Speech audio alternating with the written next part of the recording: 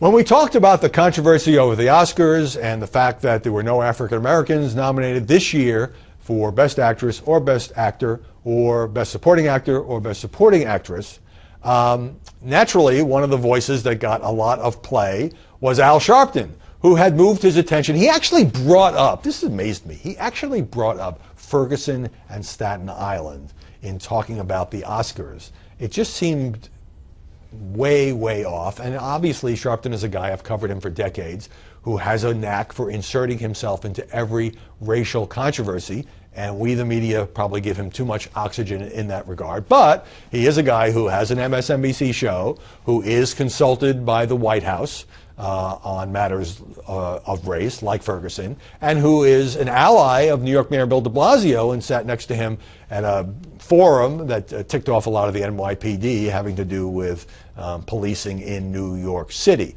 So we got a tweet from Paula Paulatix, gather that's not her real name, who says, Al Sharpless, don't quote him, no pics, no stories, ignore him altogether. No publicity, no Al Sharpless, please, no Sharpless.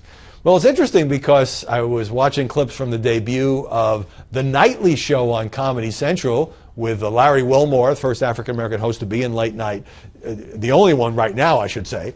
And he beat up on Sharpton, and he can get away with it, right? And he showed Sharpton wading into, he showed a news report about Sharpton wading into the Oscars controversy and said, Al Sharpton, again? You don't have to get into every single racially divisive controversy, Al. You don't have to be a racial Batman. It was pretty funny.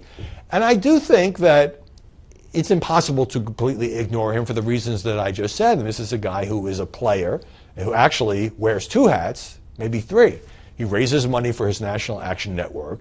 He uses his MSNBC show to promote civil rights causes that he also is personally involved in, like Ferguson, like Staten Island, and like now the Oscars. And he also is a confidant of the President of the United States and the Mayor of New York City, among others. So that makes him hard to ignore. I think we should criticize him when we feel that when we feel that he does something that is inflammatory. I think also, you know, if he calls for calm or peace in a racially inflammatory situation like Ferguson, that we have to take note of that too. Completely ignore him, I don't think that's going to happen, Paula.